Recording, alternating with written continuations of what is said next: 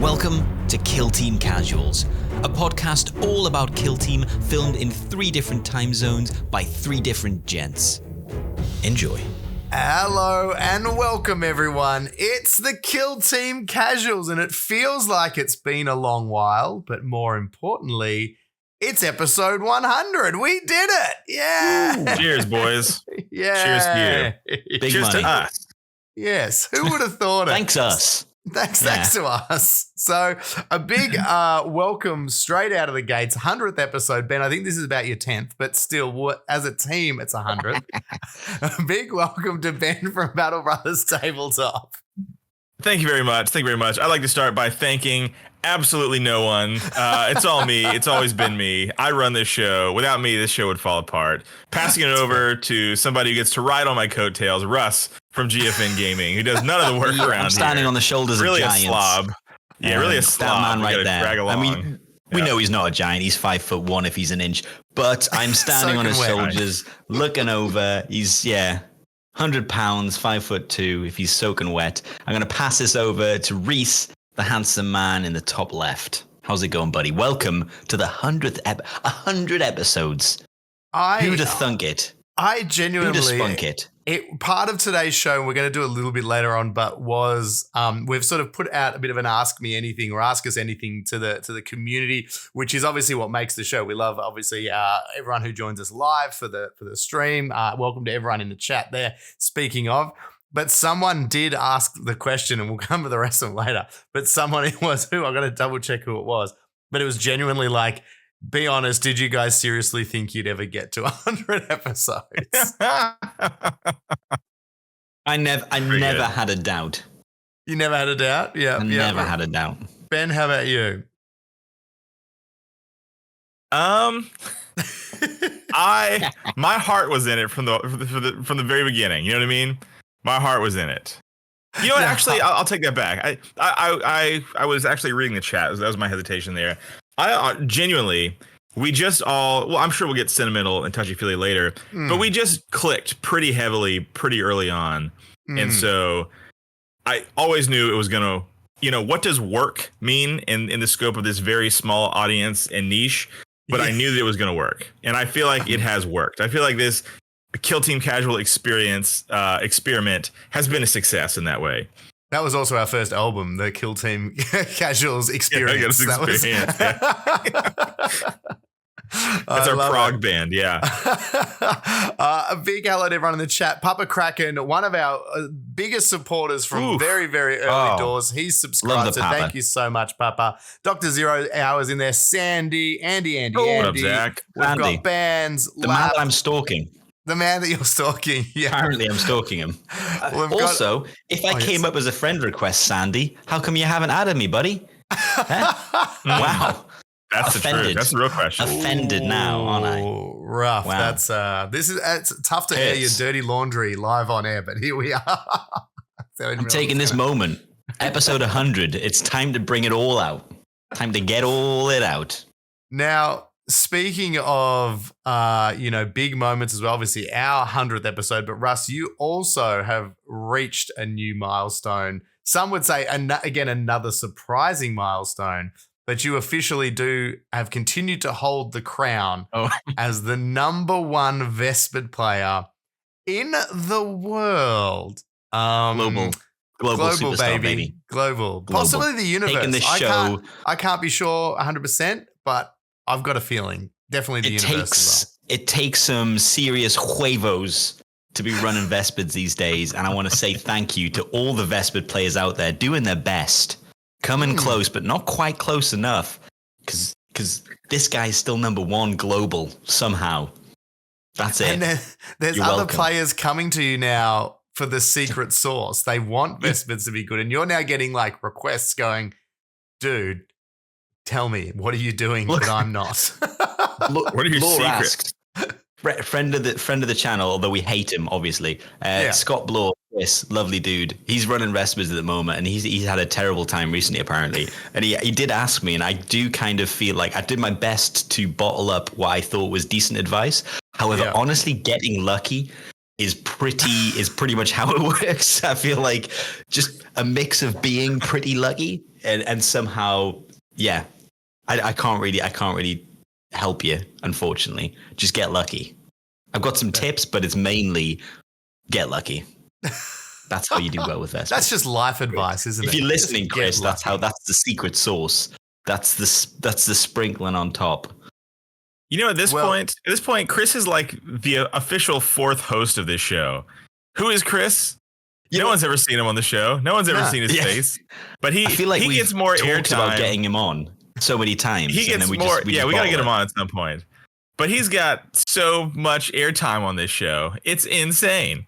This guy, man, the unofficial. It's like, there's a radio show and they always talk about, and our show's producer who's sitting like in the booth and then technically not on the show. Yeah. But they always talk. That's what he's barely like. Even like, humans. Yeah. But just on the other side, we talk about him. We talk at him. We dare not give him airtime though. We're not crazy. Although he's now. Russ was about to dig the boots in even too hard then. It must have been bad when Russ pulled himself up. Yeah.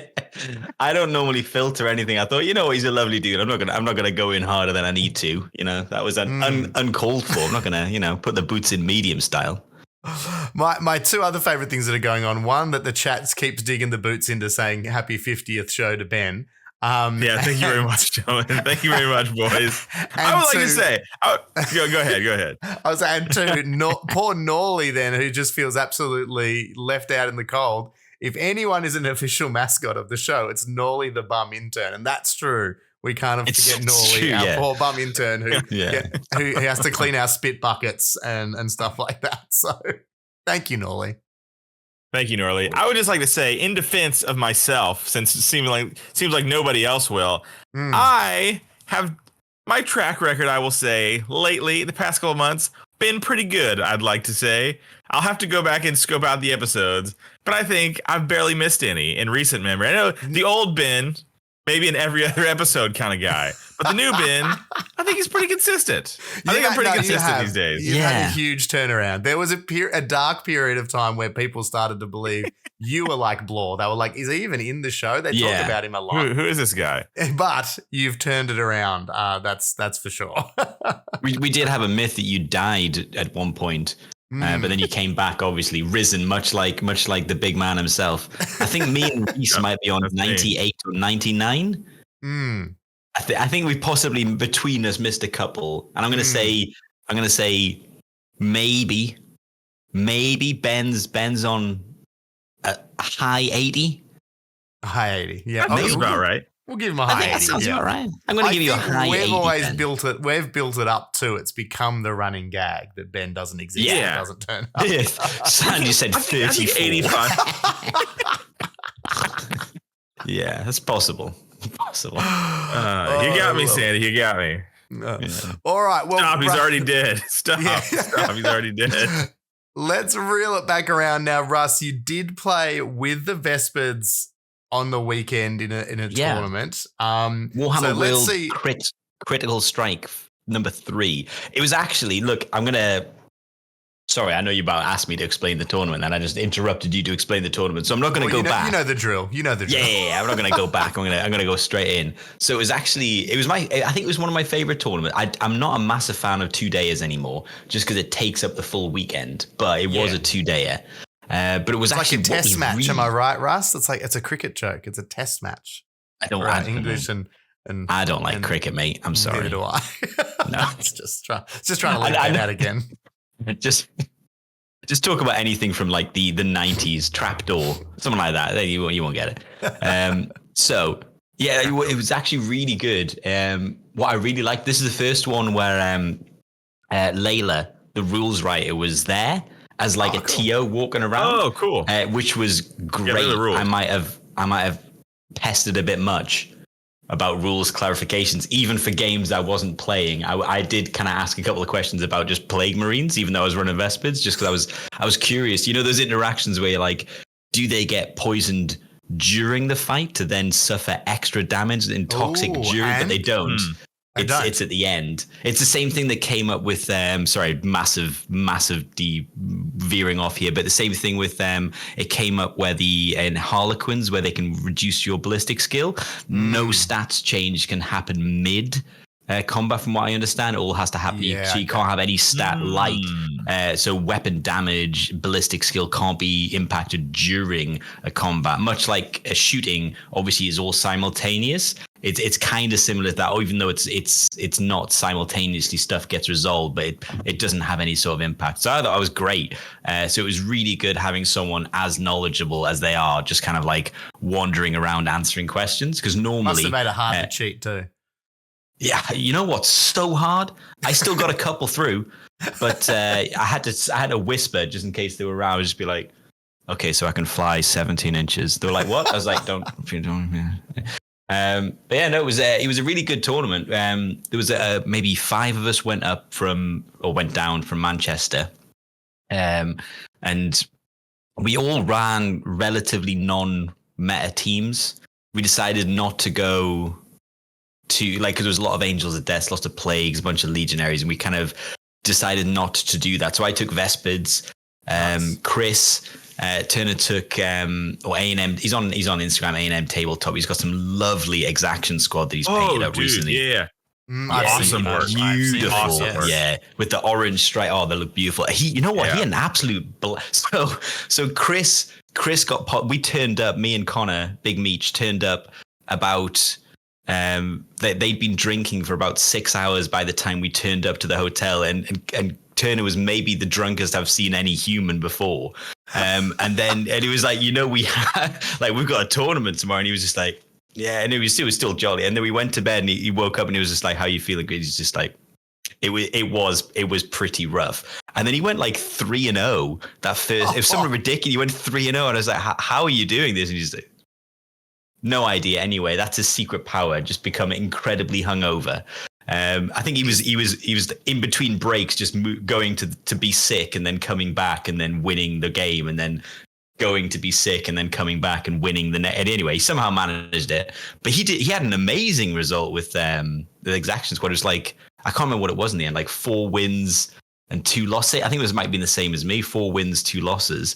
And then we had Tokyo Joe with Bok. He took Bok and ended up 5th place with Blades of Cain. Jeez, yeah, Tokyo Joe, what a good name.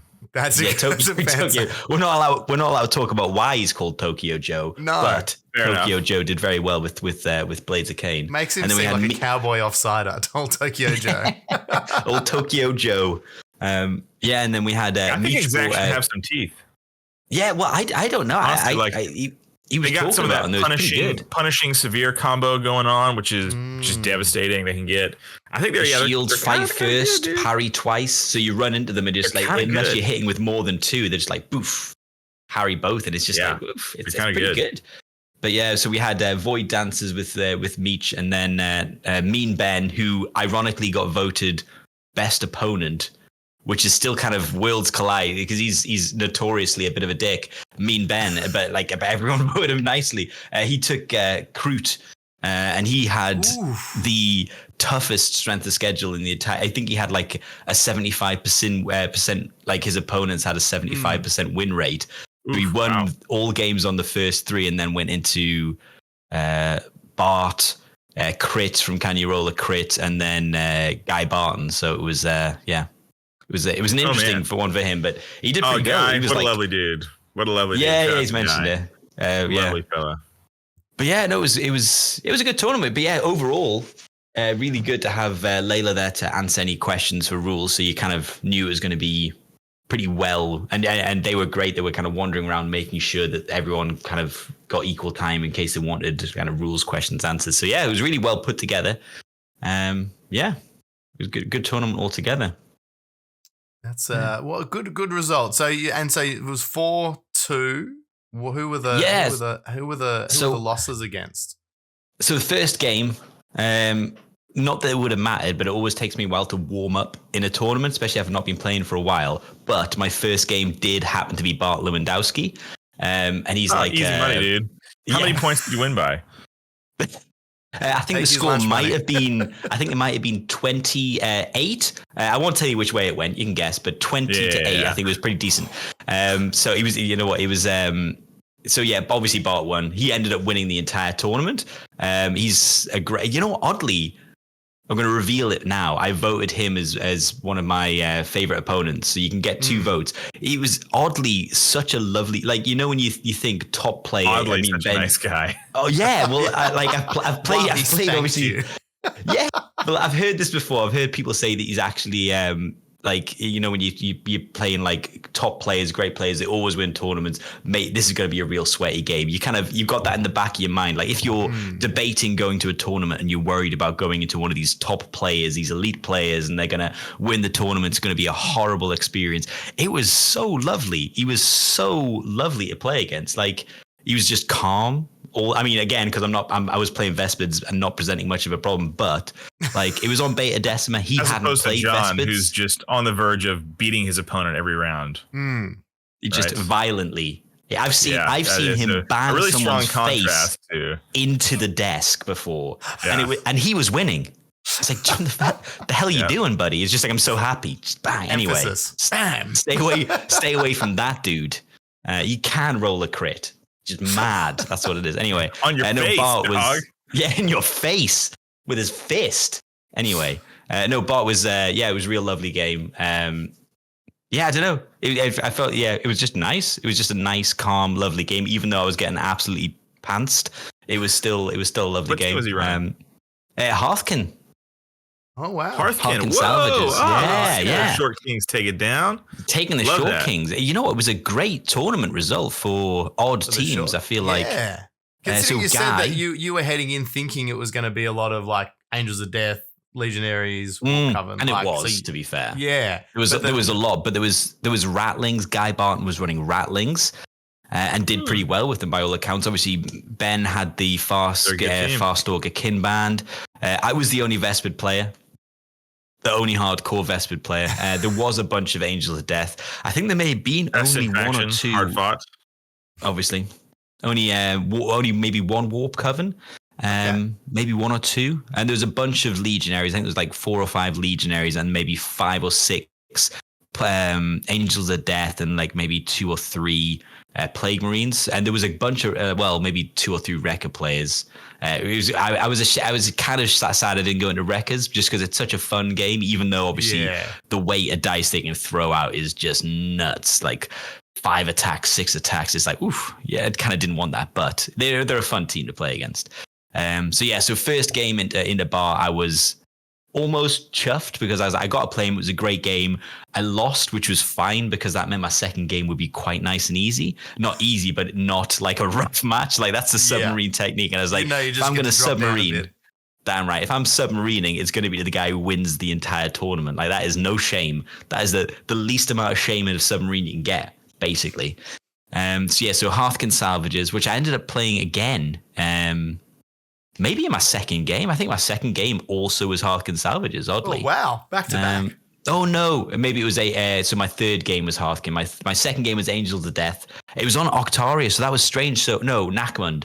So they were running all the map packs, which is crazy. I was about to say, so you had Beta Decima in the first one, did you say, as well? Beta Decima was my first game. I played Octarius twice, Vulcus.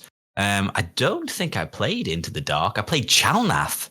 I've not played Chalnath in ages. Wow. Chalnath feels almost like for Vulcus because it's almost all heavy. Yeah. And I'm guessing Morok's the same, although I can imagine looking at Morok, Seas Ground must be just insane because that big bit of heavy terrain is always in both players. So you just need to hold that entire thing. It must be hard, but yet I don't know if you know you're doing it. I don't know. Kind of. Anyway, I didn't play that Morok in the end, but yeah, all the old map packs. It was kind of crazy, which was good for. I think Octarius is maybe pretty good for Vespids, because obviously with a silly, they can pretty much you can hide and still be able to get vantage. So it's kind of like you can't really hide from Vespids. So it was. I didn't like the fact that obviously.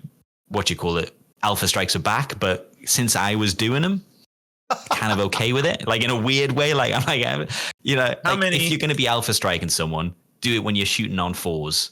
You know what I mean? Like it's not terrible. Like I'm not going to. How many deployment zone alphas did you get off at this tournament? Every game. 2. Every game I played in Octarius, basically 100% of the games I played in Octarius, I was able to get a deployment zone alpha strike. I took first turn and was able to target 2 or 3 guys, which feels bad. Like, I don't know how you fix it, but I don't think Octarius, I think that's the problem with Octarius. Like, not the problem, but yeah, maybe it is a problem. Maybe I don't like alpha strikes. I did get them off and I did do them, but I felt bad doing them. You know what I mean? Is it also, though, because you were Vespered, though? Like, was the Alpha Strike due specifically to the fact that you were playing Vespers? Because if that's like... No. You got to take what you can get, right? Yeah. I think Like, if you're playing Vespers, you got to scum for what you can, Scum Shark. I mean, one of the ones I took, because I ended up playing Kazakin, I did hop up and I could target 3 guys. And I rolled, 12 dice into these guys. And I didn't kill a single one. Like, I think I got maybe 2 hits with rerolls. So technically, I probably rolled about 16 dice and only maybe got 2 hits. So that's what you're up against when you are playing Vespers. And it wasn't a bad roll. Like, I was average. Like, I got a bunch of 3s. Like, if I was Space Marines, that's 3 dead guys. But it was Vespers, so I needed 4s. And then I needed really maybe a 6 thrown in there to get some mortal wounds. But I did drop my little bubble of chip damage. So I managed to get a bunch of chip damage. And it was kind of worth it. You've got to take those shots when you're a Vespid player. If anyone ever gives you like a chance to get 3 guys and then drop the little mortal wounds, you kind of have to take it. You know he's dead, but you kind of have to take it. So, yeah. But yeah, first game, Hearthkin, great game, great opponent. Second game, Nick from the Peterborough lot, I think. He was running Angels of Death, and that was on Octarius. So, no, Nachmund. So I was, Nachmund, oh no, yeah.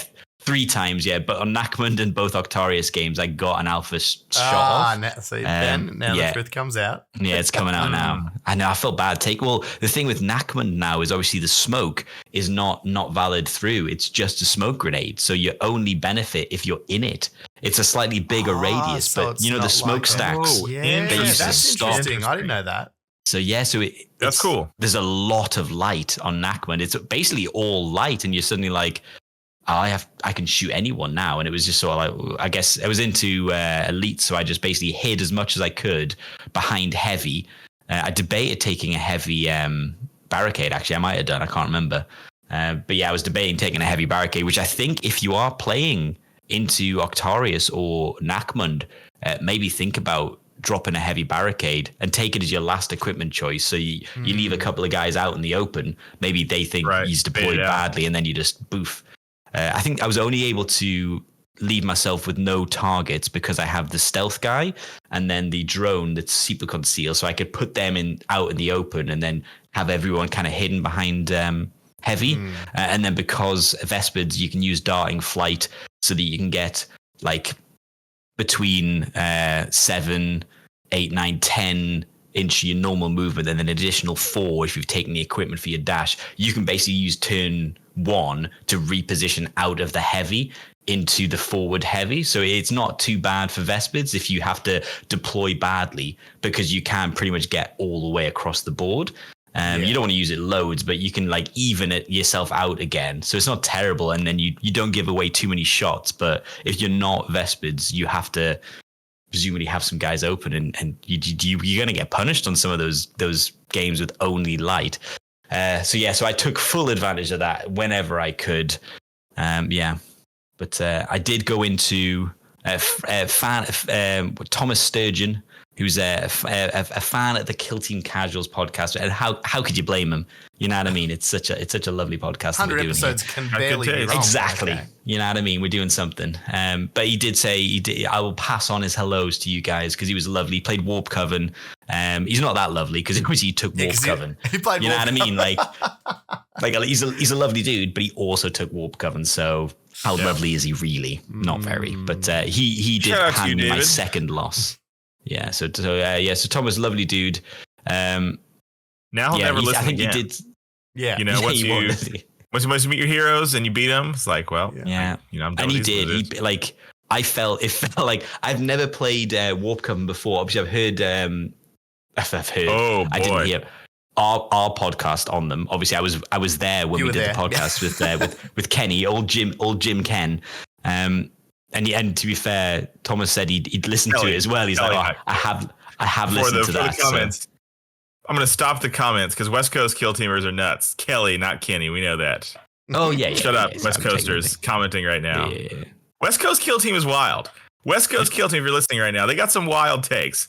Hey, everybody's thinking it, but no one's wanting to say it. I'll say it here. West Coast Kill Teamers. You got putting the entirety of West Coast on blast. I'm putting all West Coast on blast right now, dude. The West Coast has some hot takes for Kill Team. Okay. Anyways, Tupac and Biggie. It's all coming out of that. Now. We're gonna have Kelly gang camp. warfare in the streets. That's right. In the Kill Team. I said streets. it. The Kelly camp. We don't say their names right here, even though they're guests on the show. Yeah. Anyway, Jim Ken. Yeah. Good old Jim Ken is the new name. Yeah. So he was. That was my only other loss. So I ended up playing 2 Angels of Death because there was a bunch of them. So I won those 2 games into Angel. I think that's a decent. Like, I know it's not like always great, but it's a decent matchup for Vespids, I find. Just because you do have like P1 on everything and it's power armor, and if you're letting them shoot you, you will die, but you just got to try and not. And the P1's great against power armor. So yeah, I didn't mind that, and obviously you can out activate until they've got nothing left to do, and then you can move forward and shoot. So I quite like that matchup. So I played them twice. I played Hearthkin Salvages again, and I did manage to win the second game. And then I played. I forgot who my last match was. Oh, I played Kazakin. That's right. Yeah, you said Kazakin before that you smashed him with a bit of an Alpha Strike. Yeah, well, I did the Alpha Strike. Didn't kill anyone, but I did try. You know what I mean? I did my best to drop the Alpha Strike. Didn't work. To be fair, I think I won most of my games by denying my opponent's tac ops, which felt like such a dick move. Like, I don't like to play that way.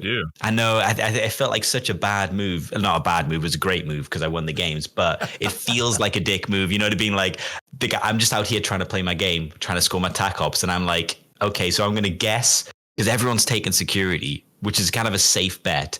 And you're kind of like, taking security, you're probably going to you shouldn't take contain against Vespids. If you're out there taking contain against Vespids, don't take contain against Vespids. It's not a good time. But Seize Ground, some people take Seize Ground. Again, it's risky because they're so maneuverable.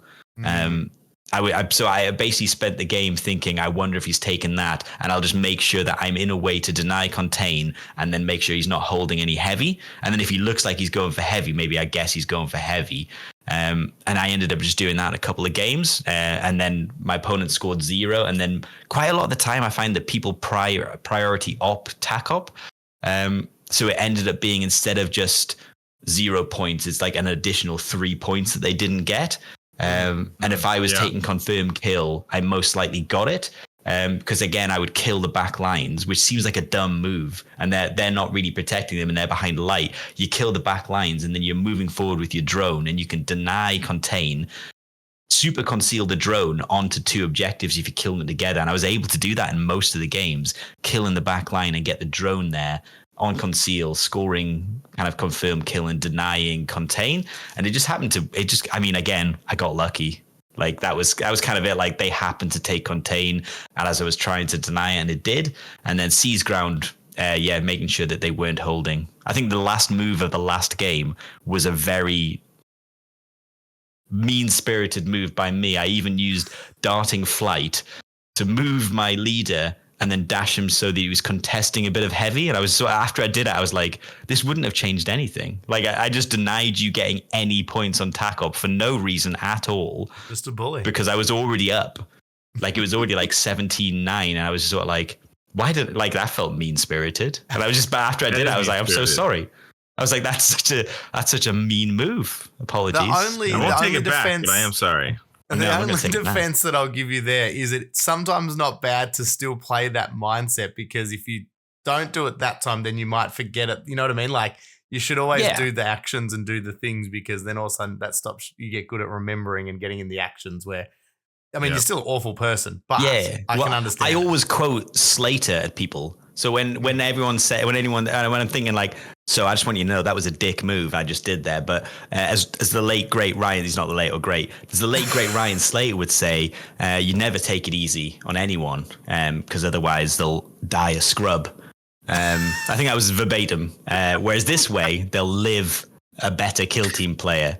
I like that. Yeah, so I always say that to them to kind of like redirect their hatred towards him, because he's got broad shoulders. He can take it. You know what I mean? I need the love.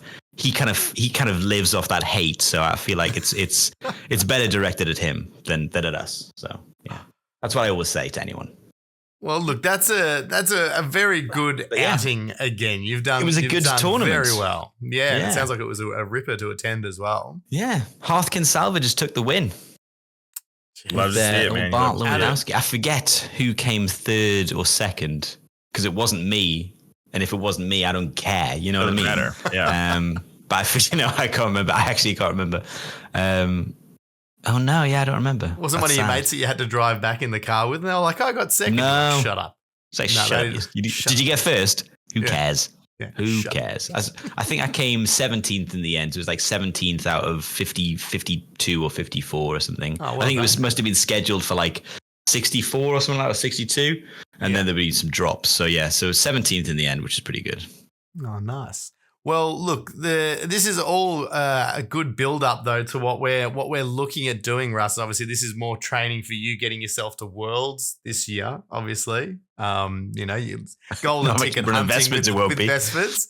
And I appreciate that you've not only was that the plan, but you're making it as hard as possible for yourself as well. Yeah. So it's good. It's like, I really want this sort of, not 100%. I feel like if I can get a golden ticket with Vespids, I don't even need to attend. I'm just going to claim the victory. You know what I mean? I'm just going to turn and be like, sure. You know what I mean? Yeah. So that's my plan. 100%. But we do have that for those who might be new to the show or might have missed the episodes that we've talked about it. We've got this dream, this harebrained dream that this year we would like to get the casuals, get the gang together at Worlds. Not necessarily all golden tickets, because that means we have to maybe all not be casuals to get there. Ben's a good chance. Russ is a good chance. I may also attend with no golden ticket.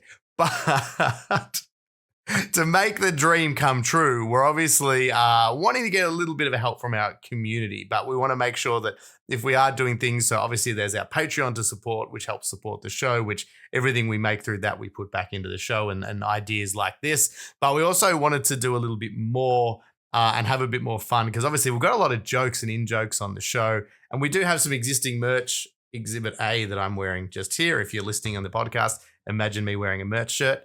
But we wanted to come up with some new shirt ideas, and we're launching the first one today.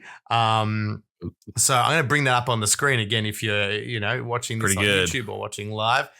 This is our official Cheese Chasers t-shirt.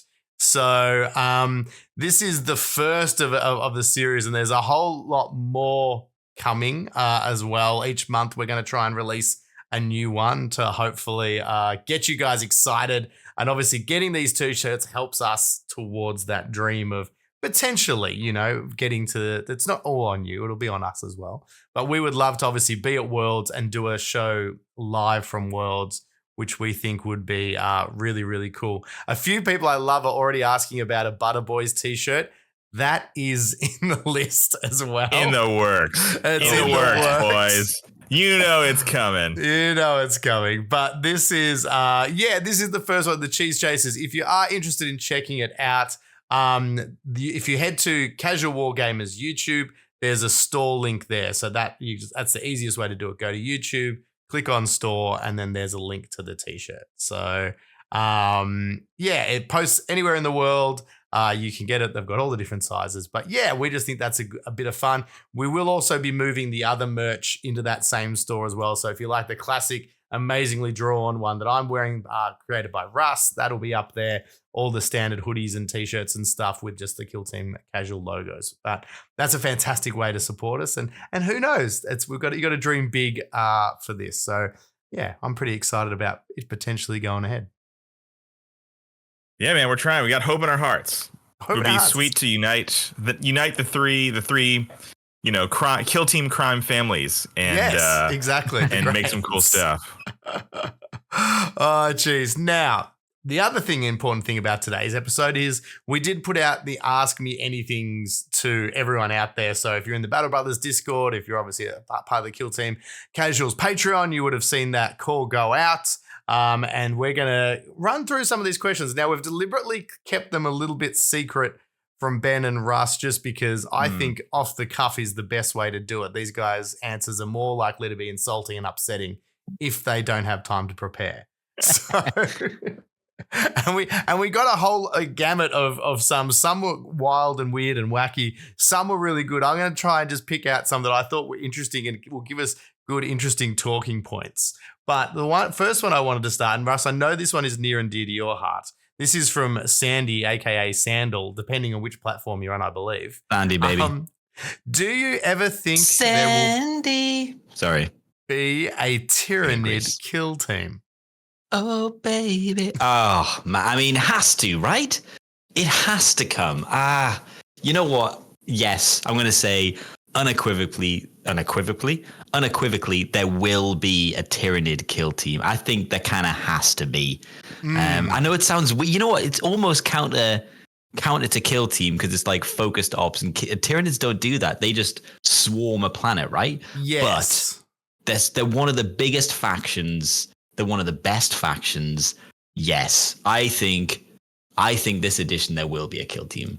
They've got a lot of stealth units. They've got a lot of stealth units like Von Ryans and Lictors and stuff like that. And they have brain bugs that like synapse and like I think they can be like some of their units can be pretty coordinated, like with the brain bugs and the synapse. I mean, the Warriors have got synapse, haven't they? So yeah. I think there should be a kill. Was this answer specifically for Russ, or am I butting in? No, this is for everyone. No, this is everybody. Okay. We know that Russ has bemoaned this before.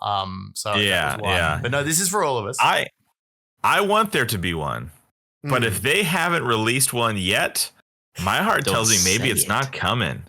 But I know my heart thinks maybe it's not coming. Why? No, I want there to be one.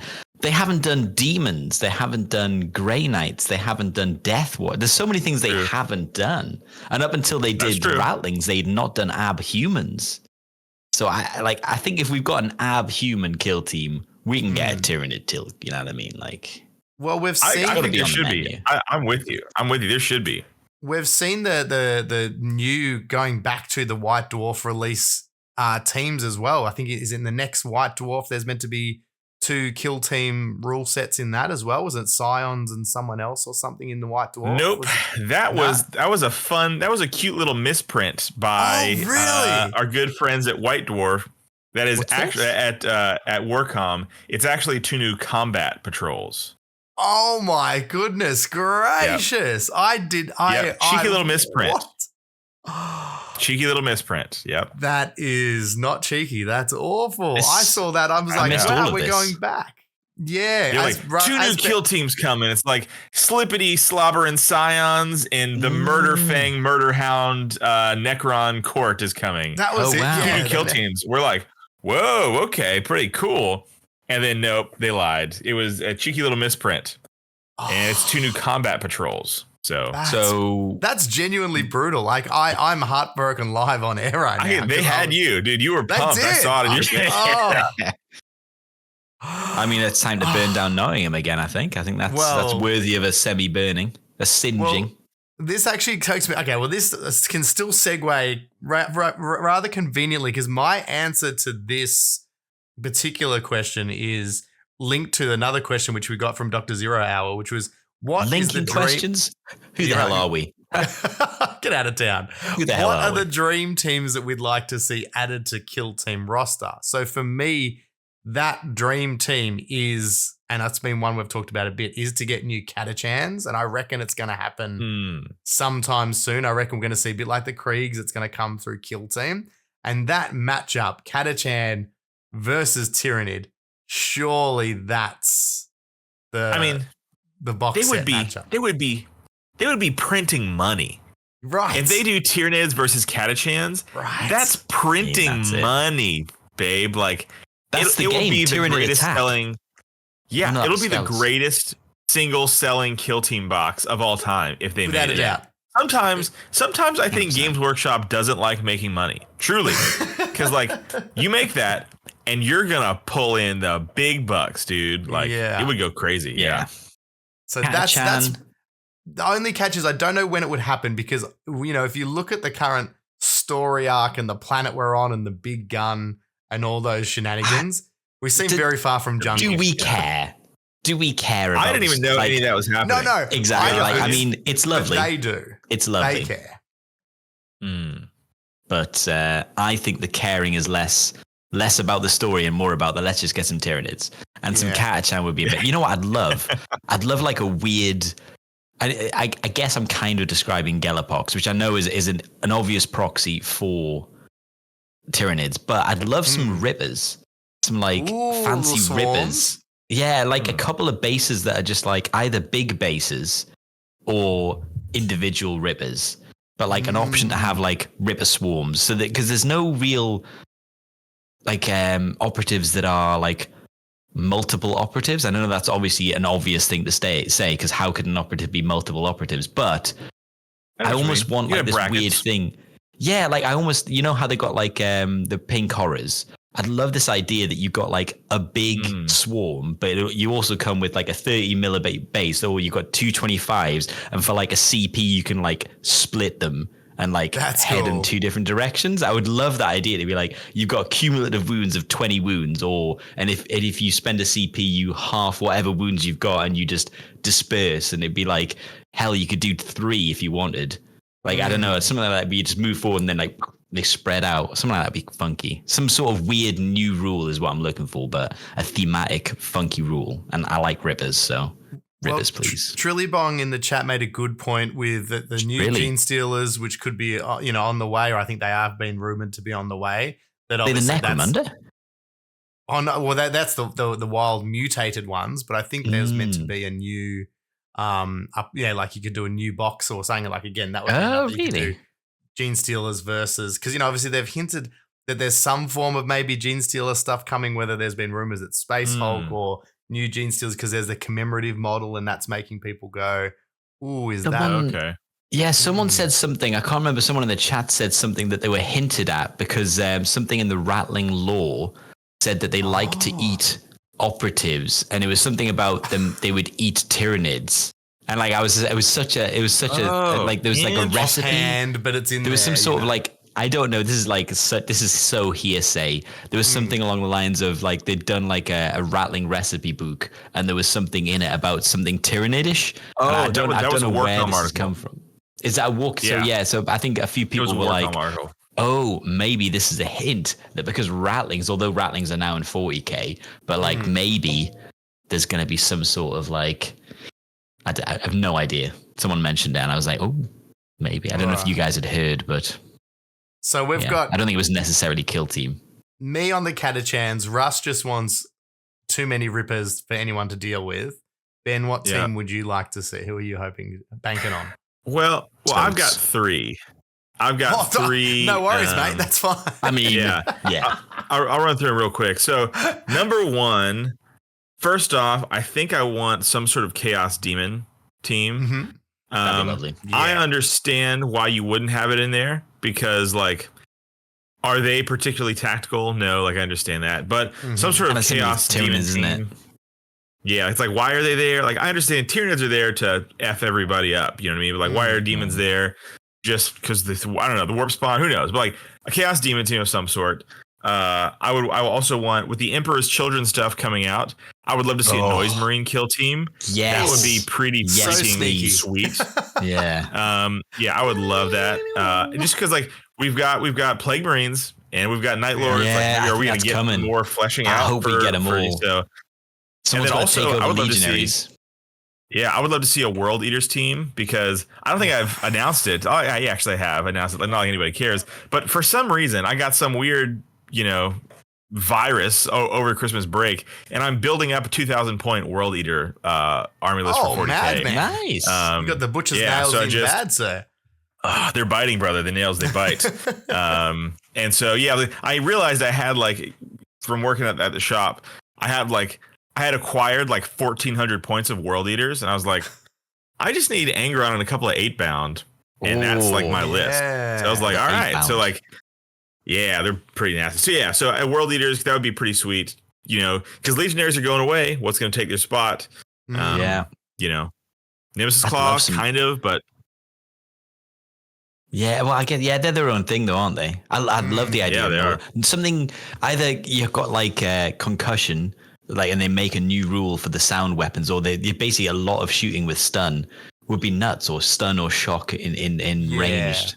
It'd be so interesting. Very cool. It'd be such a good team. I'd love that. Yeah. Well, Gin of the Sheep did bring up too. There has been a rumor for a long time that there was a Grey Knights versus Demons box was. Was that a Valrak rumor ages ago? I think. Yeah, so that's what I think it was. Might have been. He's been always been pretty on the money, but again, to use my own, silly thing, no one cares about the story except for Games Workshop. But I'm like, again, I don't know if there's been enough hinted in the lore to say that would, that would be, yeah. There you go, Jin the Sheep. He repeated the rumor yesterday. There you go. Mark repeated. Whoa. Yesterday. So you know what? I think I got a hot take for you. I got a hot take. This came up at work today. If you could delete, here's my AMA. If you could had to delete one faction from 40K, what would it be? And my answer to you all, Grey Knights. Grey Knights. Get Grey Knights out of here. They never look good on the tabletop. The models are so outdated. They're just silver with a blue wash. They never look good, except when Russ paints them. Then they look beautiful. Good side. You know why that looks good? Because it's a killer conversion. It's a kit bash. But like, it's a hell of a kit they bash. never look good. It's a boring paint job how 40K players paint them up. Get them out of here. They have no personality. And why do they make sense in Kill Team? These godlike beings, like, that could solo Astartes by themselves. How are they going to be a kill team? I don't know. So that's my answer. Anyways, so are you saying what faction would you take out of Kill Team? No, out of Warhammer 40K, full stop. Oh, wow. Yeah. So the whole faction would be gone. I mean, I personally love Grey Knights. I'm going to have to think about this. Reese, you go. Don't say orcs. No, explode. No, I think everyone knows my stance and my feeling about those golden boys. I'm a bit like Ben, the custodians.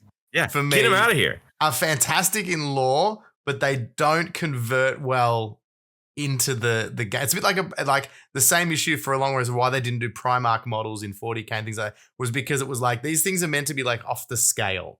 And for me, custodies always land in that space of they're either too good and they're oppressive to play against, or they're terrible because there's not enough of them and they've tried to tone them down and they don't feel right.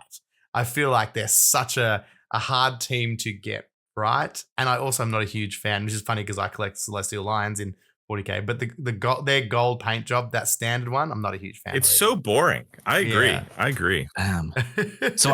So do I have to pick it? I have to pick a faction that you guys haven't picked. Okay. Yeah. You know what I'm going to say? And this is going to be, you know what? Okay. I'm just going to go for it. Because I don't truly believe this because I would have probably picked Custodies as well. But I'm going to say out of the ones I've got left, maybe I would retire AdMech. And say, you know what, you guys build the toys, everyone else uses them.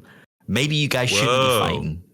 And I know it's weird because I don't fully believe this, but I would be saying maybe AdMech just disappear and just go back to Mars.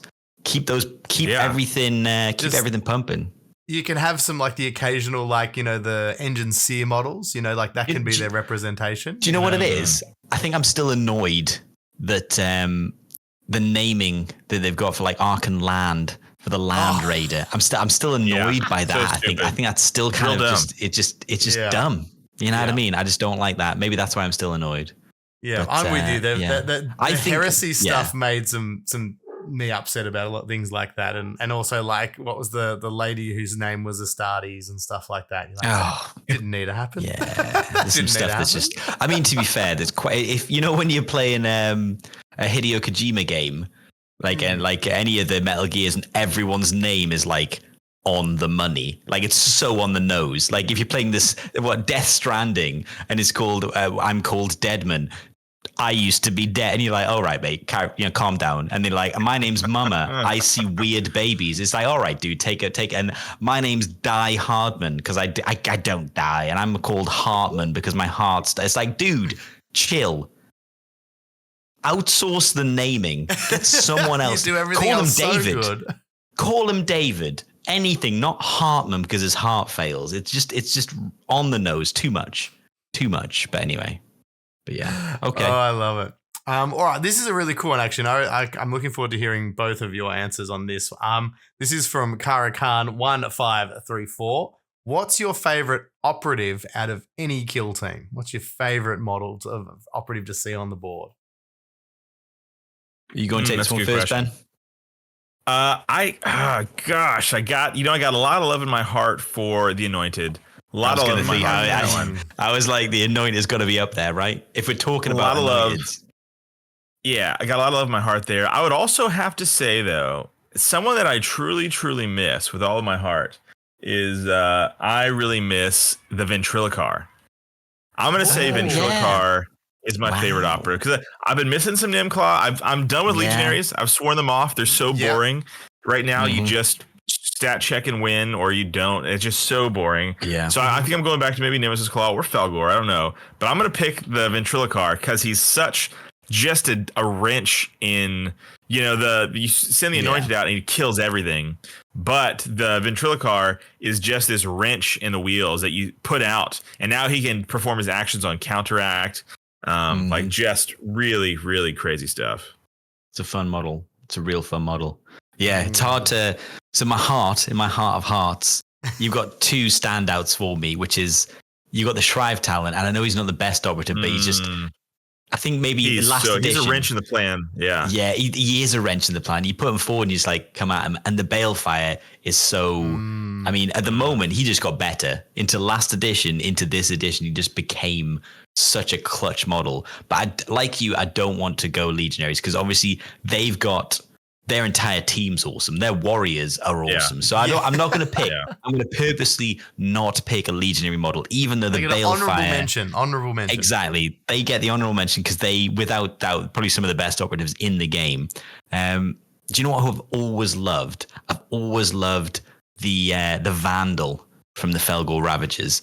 Even though, you know what? Like the name, it's you got the awesome name. Oh man, it's the best name, the Vandal. You just what a scamp. His club is called the Man Crusher or something like that. I think his club is called the Man Crusher. It's like, yeah, dude, give me that. It knows what's up. Time to crush me some mans. Crush me some man. Speaking of, you got the boy, like the naming, you got the boy crusher. Yeah, is that a naming conventions thing? It says what it does. It does. I mean, he is a goat. He's a beast man, so he's his whole thing is kind of on the nose. So it's okay. He can have it. I call this the Man Crusher. Why? Splat. You know what I mean? So yeah, I think the Vandal, just because I've always loved the operative, and then if I pick one that I like to run, you know what?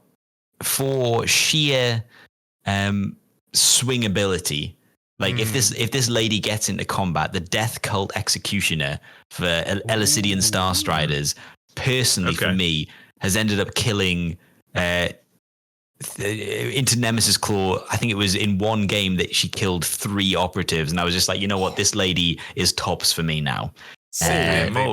Yeah, she was charged once, and it was a whiff on the glaives, but then boom, took out 2 guys. You know what?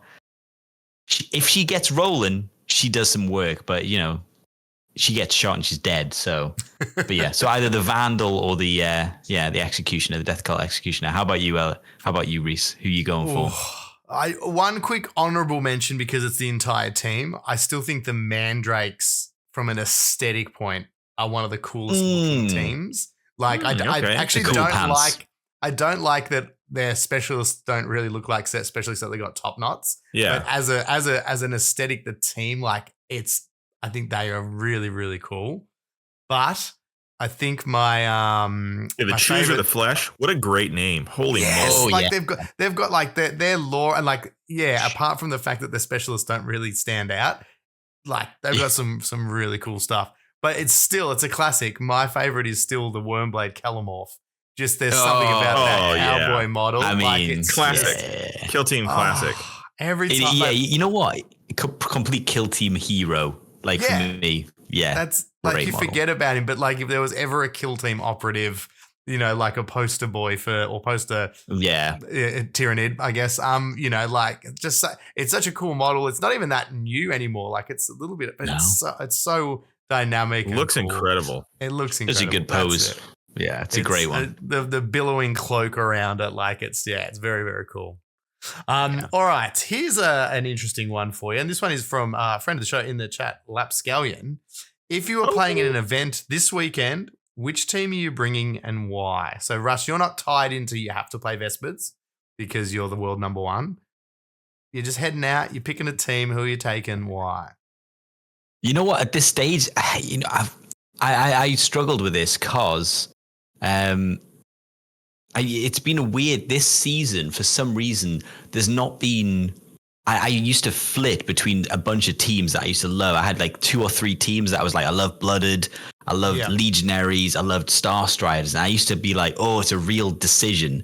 I'm not sure what this edition is, but I've not landed on a group of teams that I'm cycling as much. I've yet to find like more than one team that I have fun.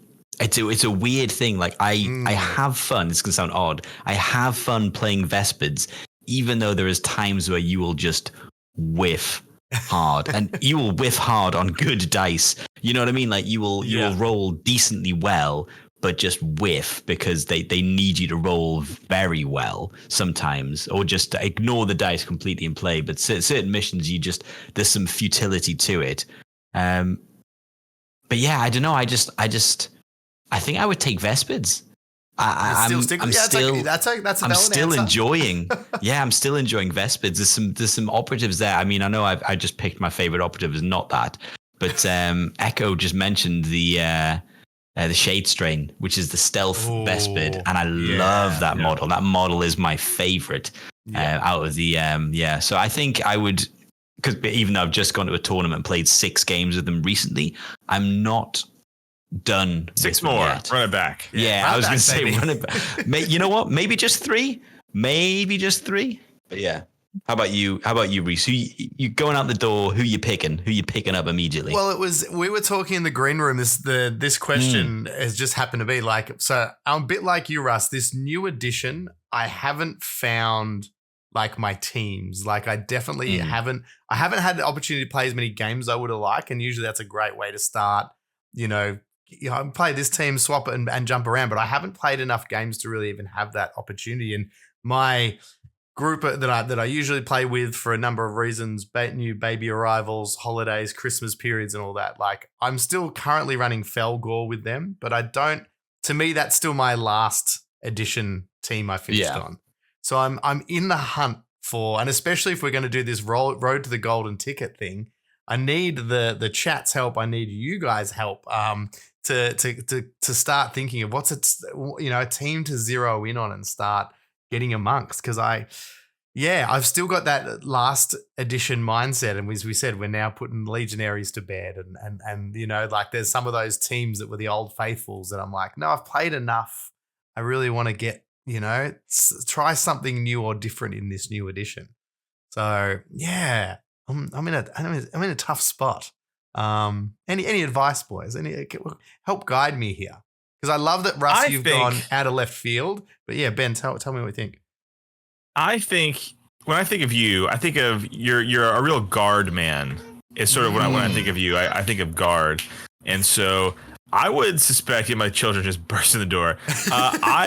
I think maybe Rattlings would be a team for you. Yes, because I that feels like a team for you for some reason in my head, because you tend to prefer shooting teams, right? Like you prefer to shoot over the melee. Yep, they got real good shooting. They got some tech. They're really good. I think they're super good. They clog the board. They make life hard for your opponent in a lot of ways. And then you still have just the 3 freaking Ogrins to bonk into, to eat bonks for breakfast. So I think maybe you should give Rattlings a fair shout. That'd be my suggestion. I do like that as well because obviously I played a lot of Blooded and my favorite Blooded team member was the Ogryn because I just loved that it was this big lumbering thing that was big distraction. Everyone shot at it. But if they didn't, it could cause a ruckus. So maybe you're onto something there. I do have them there. Drone 4321 has just said though, rattlings are anything but good. So thanks for jumping on. Russ, any ideas? Here's the thing, dude. Here's the thing. I think after this data slate, I tell you, I think rattlings got something there. I think so then I can got be like, I was there. on them before they got the update. You want to be an early adopter. Yeah. You want to be an early adopter. You need to hop on. See, this is what I'm hoping like Vesper, even though I'm enjoying Vespers now, if they get a little bump, a little comms ability through the drone, something going on, being able to spend a communion point and make it as if they've moved, so they get all the bonuses without having to move. I'm like, please make them good. But for you, Reese, you know what? Someone mentioned it as well. I know there are 2 new teams. I know I've not seen you do orcs.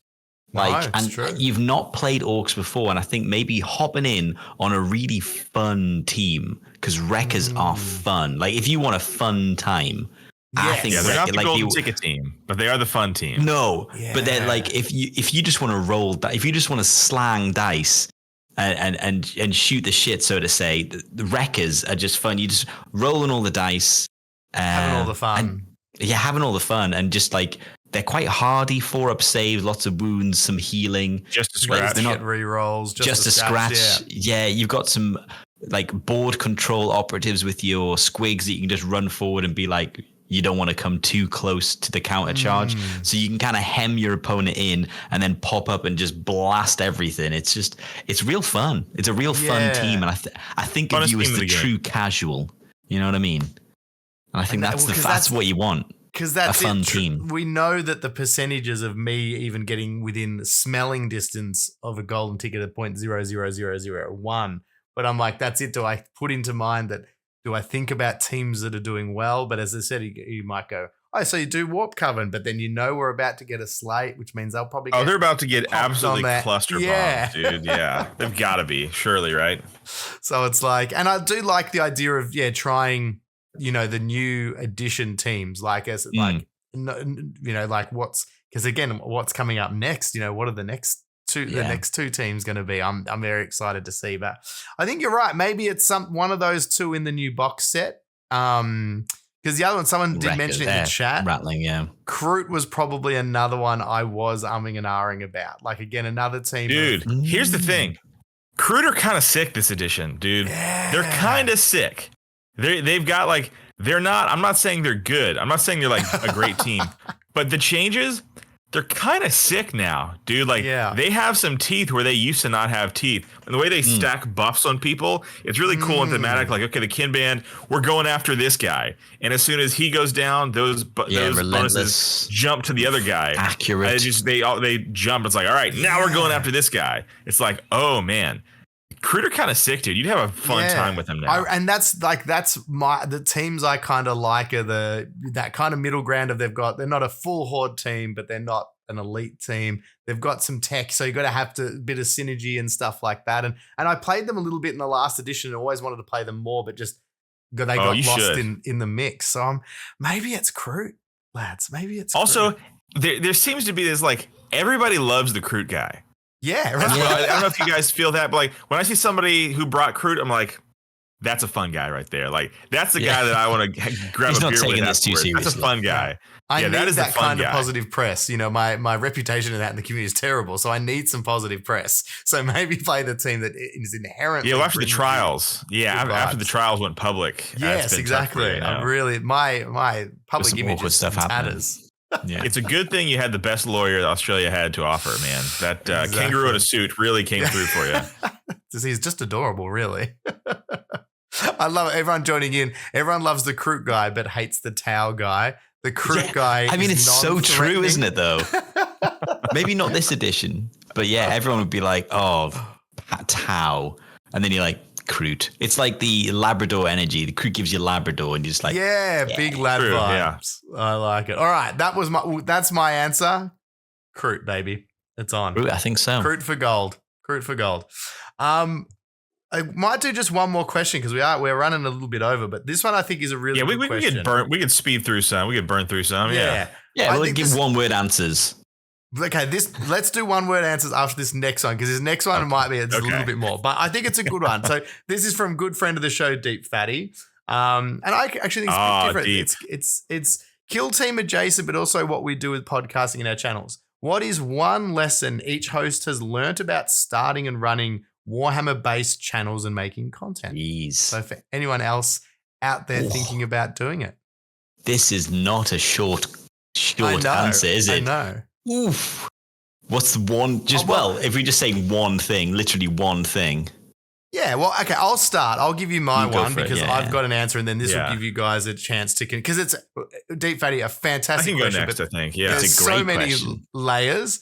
My biggest thing and lesson that I've learned from all of it is Sandy's.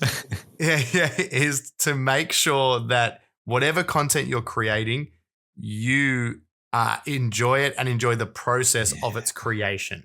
Damn you. So that's I think I the stole good everyone's. answer. Yeah, that's why I went Mother. first.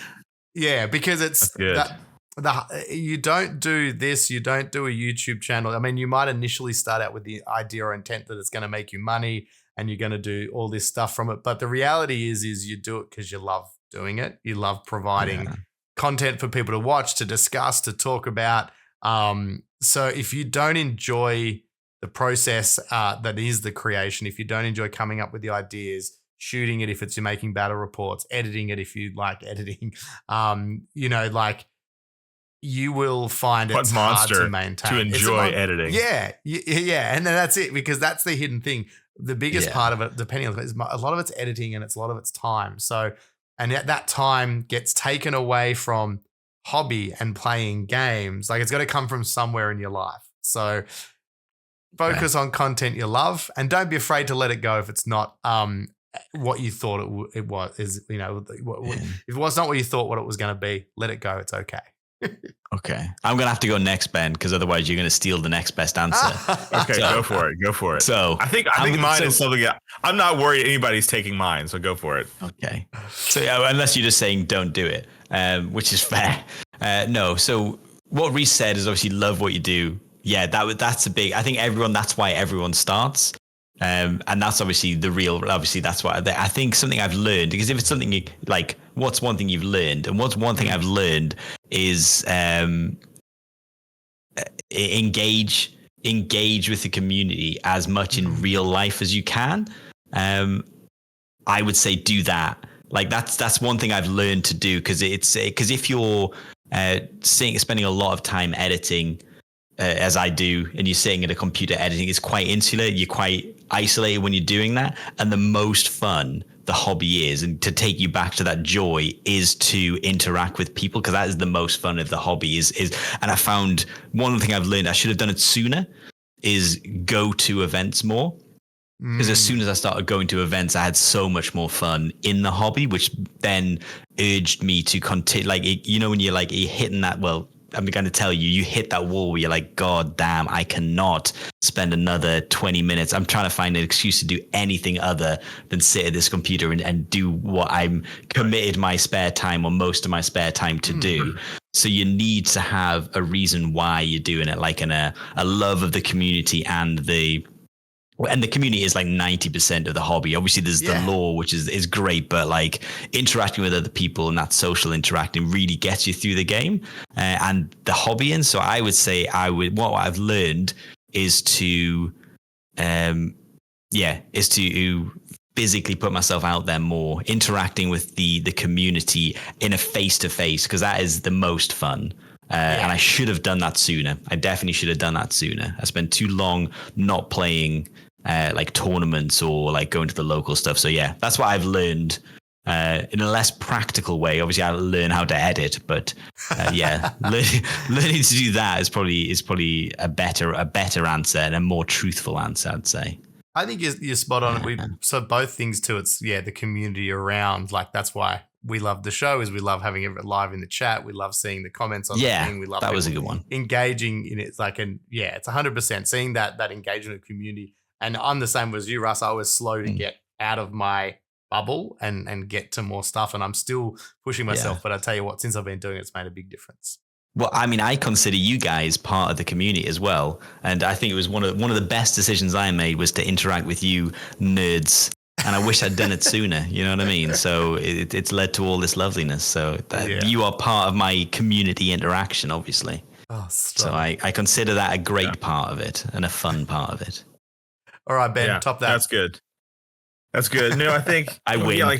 Yeah, so there's like twofold. One is I'll agree with what Russ said there is like very early on, I ended up going to some tournaments and getting stomped. And it was just great because you hear people say it online, but a lot of us are introverted. I'm just piggybacking off for a second here off what you said. But like I'm a very introverted person in that what's the last thing in the world that I want to do? Talk to someone I don't know, a stranger, like get the ball rolling with a stranger. Like I'd rather jump off a bridge. You know what I mean? Like anything else. And not because I like it, just because I'm introverted and that is not easy for me to just start from scratch. But going to the tournament, it just, when I'm in that environment, something sort of happens and boom, I'm not so introverted. And I think maybe having the podcast and channel stuff helps with that. And you have friends and you go and you're excited to see people. But one for me is like mine that was not worried about you guys stealing was that I have just learned to not care quite as much. Is that number one? Yeah, that's a big one. You have to care because I'll say this: Kill Team needs more content that looks. At first, it needs more content, but also it needs more content that looks and sounds profesh. That's sort of one thing that I have. So I think learn to care deeply about the content that you put out, and then also not care about the reaction. So I've learned to just not care. Like. Number one, care. This is an old Van Halen quote is about writing music. Is that if you like what you're writing, then you should just release it because if you like it, odds are someone else will like it. And so, if you like it, then just don't care. And so, I think honestly, this podcast is probably a progression you could watch. That I never wasted the time doing this, but I was very, very, very positive in my first videos that came out. Like almost grossly positive. I watched back and I'm like, who is this disgusting creep? Like, and I just sort of learned over the years, this time to do it, to sort of turn off that camera. Like, I've got to be nice. I'm on the internet or whatever. And just to not care quite as much anymore. And so I have found a lot of freedom in the not caring side of about the reception. So I think care very deeply about the content you make. Because let's be honest, a lot of Kill Team content does not look profesh, doesn't sound profesh. And God bless anybody who's making Kill Team content with what you got. Like you're not in this to make money. So it's like, we all sort of have backgrounds in this and maybe have access to some cameras or some experience, but a lot of people just don't. And so content that looks bad is worse than no content on the internet. But exactly, I've just learned to not care quite as much. And that's been good for me, even in real life, because that extends to, so like I've always been very self-conscious in virtually every area. And so it's been helpful in that. And so that's been my biggest lesson learned is just to not care quite as much and just lean into whatever you got, because that's what you got. Yeah, I think that I like good. hearing you say that, Ben, about the progression of your own videos, like watching back your stuff and seeing that thing. And my favorite quote for content stuff is always get started and then get good. And it's like, don't let that indecision of where do I start? What do I do? Blah, blah, blah, stop you from creating something. But you should then always have that intention to go, now I've got started. How do I get better? How do I improve? How do I learn? And by creating a community, talking to people, all that sort of stuff is a great way to keep bringing in fantastic content for everyone to enjoy within the community. So no, it's really that's cool to hear. I've got the similar quote, which is I used to have someone used to say, "Don't let perfect be the enemy of good." Like it doesn't have to be perfect, but like. It's something, honestly, it's good not to be perfect because you want to strive towards something, you do it if you want to do it. Yeah. And then, get better. I like that. Look at that. Wholesome advice from us. That's good. hell's Deep going Fatty, Fatty wins the question. Great comments are Jay. great, by the way. Great question. Yeah. Damn. We could probably do an entire podcast on that subject, I suspect. Like, we were just like, what lessons did we learn? Like, that's a full podcast if we're honest. You can get really deep and introspective, which is I love that. That's sort of like we could go for that. Levels that Let's I shelf that on. one. Yeah, I love that stuff. We'll shelf that one because that's something we could talk. Yeah. We could wax lyrically on that for a while, I suspect. Maybe that'll be an episode one day. Is we'll be like, so you're thinking of starting Kill Team content? Yeah, yeah. Don't. Whatever you do. Don't. I mean, number one. I would say, don't niche yourself. This. Yeah. No. Is there? I know we're running out of time, but can we speed run through one or two more questions? Yeah. I like the speed run. Let's speed run. All right, here's a quick one. All right, terrain. This is from Sandy again. Terrain, apart from jungle, that's what everyone seems to want. What terrain do you want to see this edition? Oh no, this terrain is perfect for me. I love the look of it. City fighting is my favorite. Russ, you go because I'm still thinking. Okay. So not Alien. jungle. You know what? I'd like Xenos terrain. Give us Xenos terrain of any kind. I'd like but not like an Eldar ruined city. Like I want to see Eldar buildings. Yeah, I'd like Eldar. Ooh, I want to see Tau. I want to see Tau buildings. Like nice. I'd love Tau. Yeah, I want to see Tau buildings. Yeah, Tau because then they're in destroy, and it'd be like Tau civilians dead, and you're like. Anyway, carry on. Next. Give us dead Tau civilians. Anyway, I'm with you, Russ. I would have said Elder, but now dead Tau civilians is kind of dead Tau. Dead Tau on a sprue. Bits. Yes. All right. If each co-host for the show was a Warhammer mini, which would you be? And this is from Archbishop. Oh no. Like, what would we actually be, or what do we want to be? What would we want to be, or what would? Because I would be dead Tau bits, wouldn't I? Like realistically, we would be dead Tau bits. But like, I mean, probably Votan, because I'm, beardy. We're probably all quite beardy. Or I was rattling. thinking of Votan character. You know who I would Ben be? would be a rattling because he's 5'2", right? If he's a day, I'm reeling from this. Hold on. You know the guardsmen in like the command squads, or in like the faction, or just like this guardsman squad, and he's like stressed out on the comms button, like pressing buttons, he's like real like manic. That would be me. It's like I sort of slightly techie a little bit. That would just be me. While my friends are just getting ripped apart by Tyranid Ripper swarms, I'm like trying to get on the right channel, like pressing the wrong buttons. That'd be me. I think we'd all be Vet Guard. Let's say we're all Vet Guard. I would be the dude doing this, just loading a mortar round, being like, that would be me. I would be like, funk. Yeah. Bang. There you go. That's me. I like to think we've always had the joke with the merch T-shirt. I'd be the Vet Guard leader pointing this way with the power source going to battle this way, and you two would be running the other way, not realizing what was going on. You're the commissar, but without any bolts left in your bolt pistol. Yes, you're the commissar without any bolt pistols, without any actual authority to like actually kill us. Yes, but you're still trying your best. to guide you as just best click, I can. Click, going, God damn, click. Deserters trying to kill us. Drone 4321 said a good one. I imagine Russ as a chained, sanctioned psyker floating, emitting warp talk. That's how he's coming up with like Legions of Russ. Is that Legions of Russ? That's just good. Speaking in tongues. Yeah.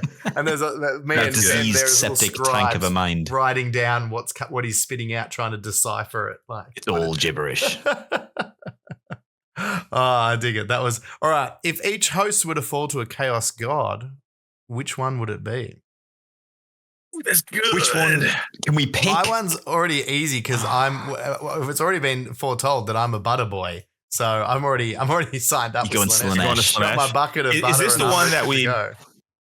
Is this what we would butter choose boys. to go for, or is this like what we think we would actually go for? Yeah, likely. Or I've got some dishes downstairs that are saying nurgle to me. It's the term fall sounds involuntary as opposed to wanting to. Fall sounds I think I would fall to corn. You get rage every now and then. Especially with those nails. I think I would fall now. to corn. Yeah. Yeah, I think I would fall to corn. Just like, you know what? I'll say occasionally, like I'll say things that like, you're like, all right, don't say this. Whatever you do, don't say this. Like, keep it cool. Don't say that. And then like, blah, I just like can't, every so once in a while. So I think I might be corn. I'm going to say I'd probably be Zinch I think I probably think odd thoughts. I think, and sometimes I say them and I'm like, they're not angry, so it's not corn. They're not sexy. They're just kind of odd. So yeah, I think Zinch is probably me. I guess Legions of Russ. I'm quizzing you guys. Yeah, that feels like a Zinch thing to do. Yeah. I'm gonna say Zinch. So Slanesh, Zinch, cool. I like that we picked a different one. Okay. And Scott, our producer Scott Bloor is obviously Nurgle. So that's for sure. Up. The full gamut. Yeah. I love that no one, said Sandy just mentioned it. Who's the smelliest and wants to join Papa Nurgle? Everyone was very careful to avoid that one. Okay, let me give you another one.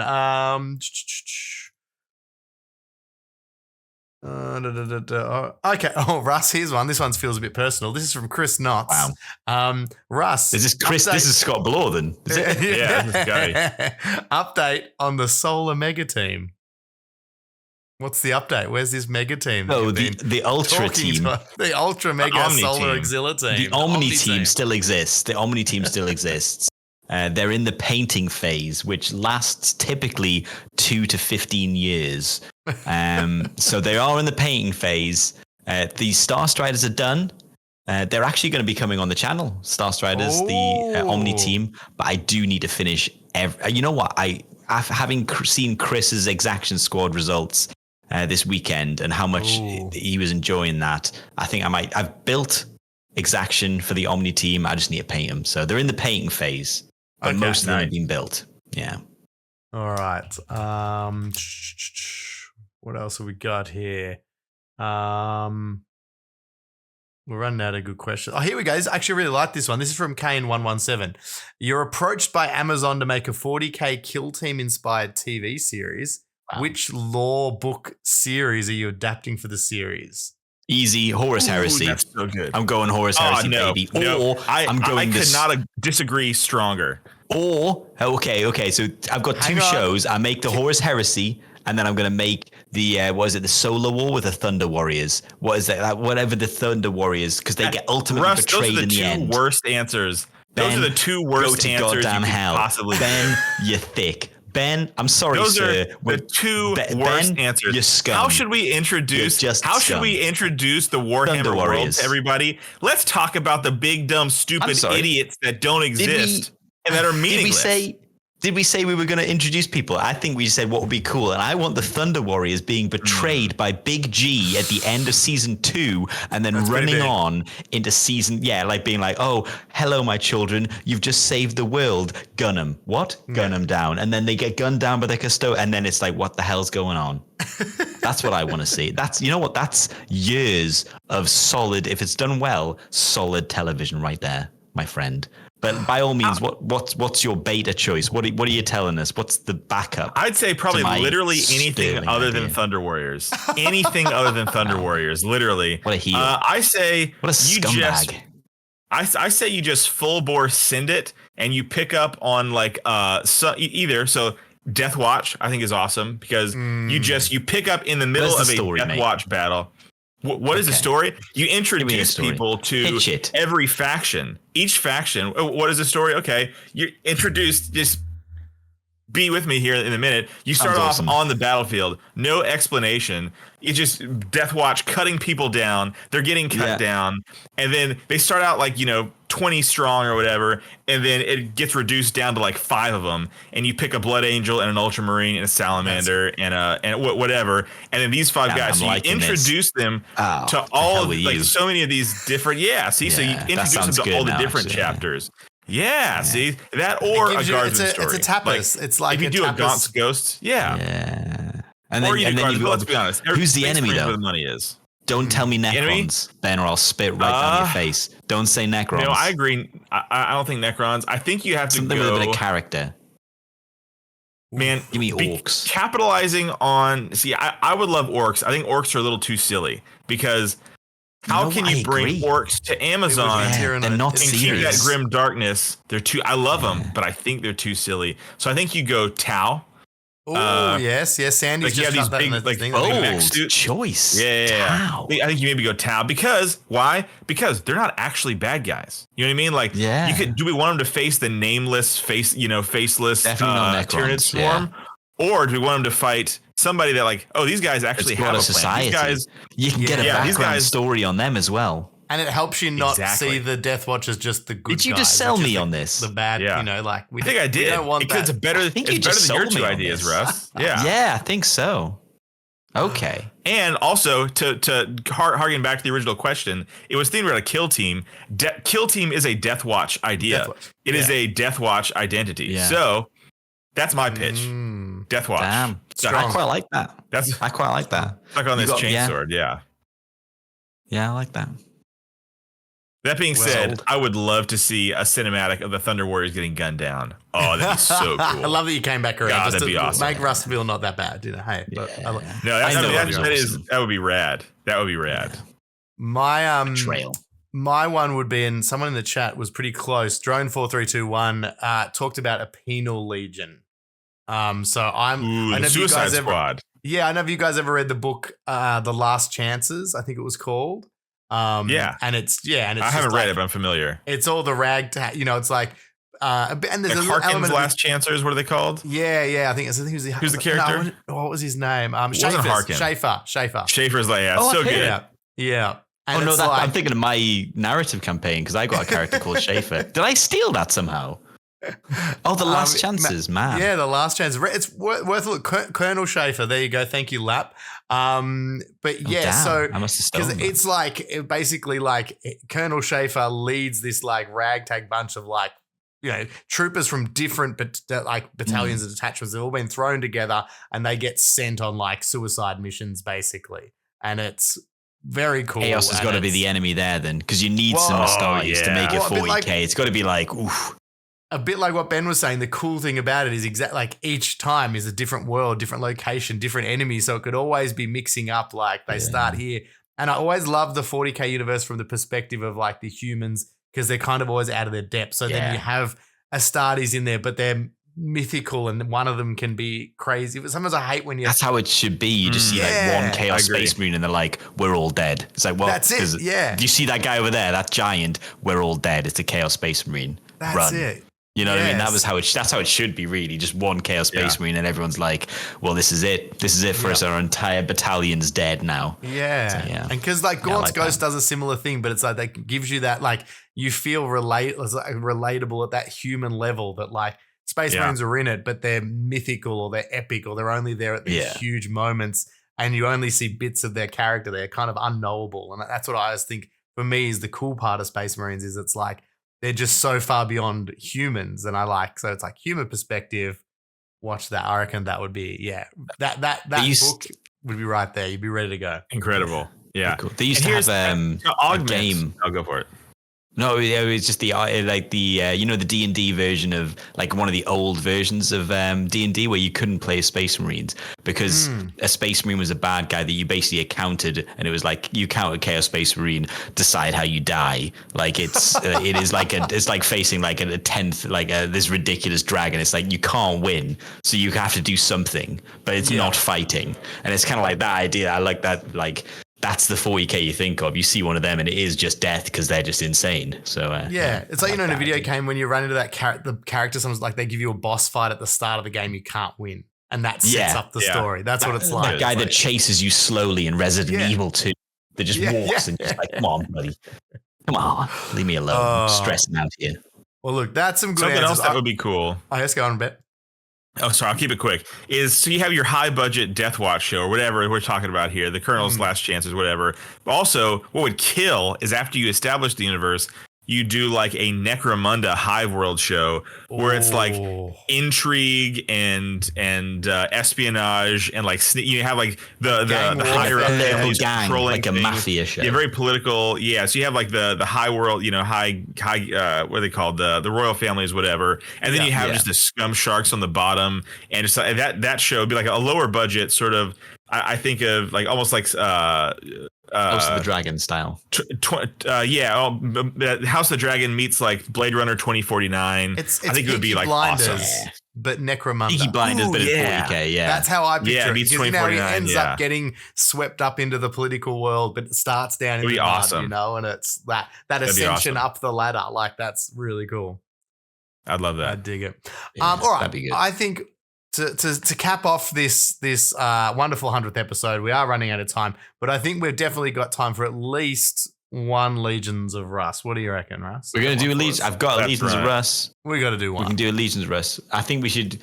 Let's play it up inside itself, Reese. Good luck to us. We'll only say this once. It's finally time for Legions of Russ. Ah, magical. I've missed that song. It feels like it's been many a moon since we got to... Many a moon since... I haven't heard that song in years. Truly, I have not heard that song in years. I haven't heard it. I'll send it to you guys. It's really good. Okie dokie. So I've forgotten how this goes. It's been a while. So welcome to Legions of Russ. Yeah, you guys got to hide the chat now because it's a chat versus you. So it's a time again. We're going to test the bonds of madness we as a community share. So in this game show of sorts, I'm going to read out a clue, a riddle, a cryptic mind puzzle dredged forth, frothing and naked from the septic tank that is my brain for you to guess upon. It could be a guard regiment, a legion of space marines. It's likely to be obscured, but who knows? It could be your favorite. Let's just get into it, I guess. Let's just, because we got, you know what I mean? I think everyone knows this, but if we're on the 100th episode, I think we can probably just go into it, right? Like, you know what I mean? I realize 99 times I've said this. You know what I mean? I think we can probably just get into it. Who's joining us on our 100th episode? I'd love to know. We'll put this video out on YouTube. I'd love to be like, if you're in the chat and this is the first time you've listened to an episode, I'd be fascinated to know. Welcome, by the way. But yeah, welcome. Yeah, thank you. Obviously, in the nicest way possible. I'd just be intrigued. Drone says, do we let them win for episode 100? And Sandal says, nah. They've got no choice. They're definitely not going to win. So 100th episode beats down. The chat is going to decimate. I'm not cheating, Jen. For the record, Jen, I'm not cheating. I had to pull it up to see. He has. He said, who's with us? They've got you. They've absolutely got you. Still reading the chat. I can't believe it. You haven't started reading, and you said, "Who have we got with us?" So I clicked over to see. Okay, who is with us in this beautiful moment? Like you can watch the lighting on my face change. Watch. You want to see? What? If you look close, you can see the lighting on my face change. Chat. Boom. There we go. That was swapped over. There was no visible difference. No discernible difference. This is like when you used to change your mic volume and you were adjusting the headphone volume. Insane. Yeah, I'm dumb. So, it's actually Echo Cyber 234 is actually his first time. Oh, so you know what? Whoa, Echo, what's up? For you, buddy, I'm going to read the rules just in case. Okay, so here we go. Yeah, he's got it on his phone. Everyone knows he's cheating, but you know what? He still cheats. He still fails. You know what I mean? I don't know what to say. Like that's more embarrassing. Even when he's cheating, he's not going anyway. So, how am I cheating now? How am I cheating now? It's not started yet, mate. You're not cheating yet. Given time. Oh, yeah. The victory conditions. You have the partial guess. If you can partially guess the correct answer, you gain 1 victory point. If you can do this before clues are given, then you will receive 2 victory points for your partial guess. And then the completion guess. If you make the completion guess, then you score 1 victory point. And as a bonus 4th point, if you're able to score the partial and the completion guess at the same time without any clues, you get that additional point for a maximum of 4 victory points. And if that makes sense to you, your name is not Ben, you are not Reese. So let's see how they are feeling about this game. Reese, we're going to start with you, buddy. How are you feeling? It's been a while. It's been a long while, and the last time Ben pretty comprehensively oozied me out of the park. So, I really got to bounce back. I need a big game. I was going to say, we're going to go you versus Ben for an all-time classic. We used to have you two combined against the chat, but it's been a while. Yeah. So we're going to have you guys facing off against each other in true original episode Legions of Russ fashion. Ben, my favorite movie. You know what? I don't even know if you're the reigning champ anymore. So many episodes have passed. We did have a belt at one point. I feel like I can't beat you. The chat is the reigning champ. But I think between me and Reese, I think I have eked out more wins. But again, I am on the quantity versus quality. Russ has thoughtful quality guesses, and I'm just like, I'm Boondock Saints over here. I don't reload. I just pull out my other gun and just, yeah. So I think I might have more wins, but they're not clean wins, and they should not be really respected. It's about you know what I strike mean? rate. It's like I'm like a sniper. I fire like one shot, and Ben's just like full auto for 10 minutes. It's. I mean, they know they're calling in the murder 4 blocks away when Ben's guessing, but sometimes people are like, "Was that a car backfiring?" No, it's Reese. I mean, why must no? Even Reese isn't doing that. But let's have a look. You know what? If there's any music references, Reese is not getting it. So I'm going to make sure there's no music references. Well played, sir. Thank you. Because they only just got radio in Australia, apparently. So he's not really. He's musically illiterate. Considered music illiterate as a whole entire country. I thought it was just illiterate anyway. No, but like is it specifically music? It's now. Got you. It's more of a twofer. Twofer. You got them both. You got them both. Okay. We're all using it. So, guys, put away the chat. Already done. I didn't see any discernible difference in Ben's lighting, so I'm just going to assume he's looking at the chat. So, guys, try and be respectful in the chat. Try and do it in code when you guess. Can you see my glasses? Gosh, I wish there was a way for you to see. Just those beautiful blue eyes, buddy. We have technology. Can you? No, it's blurring out. Right, you can see. Okay, we can see. We'll believe you. We'll believe you. Okay, so we've got one. It's quite a short one as well because we're running out of time. It's been an hour and 37. So, Jinkies. Is everyone ready? Let's go. Ready, brother. I'm going to give you a clue. You know, I'm not going to give you a clue. Let's go straight into it. Fake out. Bovine escorted global conflict to multiple cozy, secluded rooms. I will say it again. Ben. Slowly. Ben. Wow. No way. No chance. Whoa. I'm sorry. No chance. I'm just calling it now. Ben does not guess this correctly. If he does, he's running it. I'm not saying I have it, but I just got to get in early. Cowering? No. Partial guess? No. Oh, okay. No. I like where it's close. I'm going to say it's close. War? Hey, look, good guess though, right? It's pretty close. So we're going to go again. I'm going to say, Ben, you're damn close. And so is the chat, but not quite there. So Bovine escorted global conflict to multiple cozy, secluded room. Richard Warrior Princess has come in with 2 points on the partial. Now, the chat always wins, but this time we're going to let Reese and Ben suffer. Although it sounds like Ben's pretty close. Reese is currently the only contestant that has been mercy killed in Legions of Russ, being just put out of his misery. Just being put out of his misery. Give it to us one more time, because I think I've got. Reese is getting nervous. Is it the first word, coweth? Coweth? Yeah. Ben. Not even a word. Okay. No, it's Ben. not. Is it cowled? It is cowled. Oh. So cow-led. So bovine escorted, cow-led. So cowled as in a cloak over the head, which is what Richard Warrior Princess got. By the way, Lapscallion has just finished it off, and so did Sandy. So the chat has it. But Ben, you get 2 victory points for this, which means you have won. But let's continue. Why the hell not? So, global conflict to multiple cozy, secluded rooms. Cowled. Easy. Russ, this is so easy. You should actually try a little harder. Cowled wardens. That's damn right, Ben. That's 4 victory points. Bovine escorted global conflict to mobile, cozy, secluded rooms. Cow-led wardens. That is, in fact, the correct answer for a snipe. We got another one, don't we? Just quietly. We do have another one, but I'm gonna say so. The Cowled Wardens are a loyalist Space Marine chapter and a genetic successor of any bonus points. Who was going to guess? Ultramarines.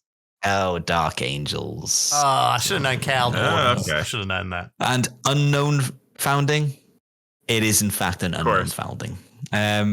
They lie. Their base of operations lies in the Sidacoid Belt, part of the region known as the Tears of Pirues.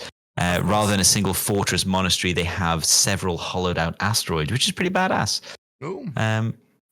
So quite cool. The kind of black armor, purple head and shoulder pads, purple weaponry, and as you might imagine, their iconography is a skull with a cowl, a hood over its head. That's pretty cool. I like that. That's pretty cool. So that's them. There's got some other things. It seems like they are, kind of a little bit more new. They're like Primaris Space Marine. I'm not sure if they're only Primaris, but they might be one of the newer chapters. But yeah, very well done. Obviously, the chat did get it first. But not by much. I will say, not by much. Not by I was much, on that like white on rice. You actually, you surprised even me. Then. You were in there like swimwear, buddy. You were on it like a carp bonnet, as they say. I think without the sort of conversational bouncing nature of this podcast, I do believe that I had that before chat. For the record, like wow, I think I change it from Reese versus the people to Ben versus everybody. Basically, what I'm saying is. With you guys slowing me down, chat beat me to it is actually what I'm trying to say. It's so true. Chat, your days are numbered.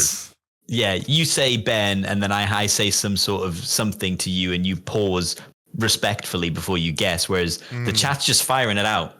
You know They're what just I mean? going for it. And listen, hindered. Here's the thing. Here's the thing. They've got Google. Okay, they want to say I'm a cheater. Here's the thing. Just to clarify, the chat's cheating then. Yeah, you want to tell me? You want to look me in the eyes, Russ. Wow. You think every single one of them is not cheating? You don't think one of them has Google up? And as soon as we nail one or someone nails one, they type in Warhammer 40K cowled to see what comes up? Give me a break. Russ, do you remember when Ben first brought out videos and he was that nice, caring guy who cared about what people thought? Look at him now. Look at him now. How far has this man fallen? These sweats in the face. Over here. He was the famous son, and now not all of them are guilty, surely, but some of them are. You best believe right? Some of them probably are. Most, at least the ones that are guessing the loudest, right?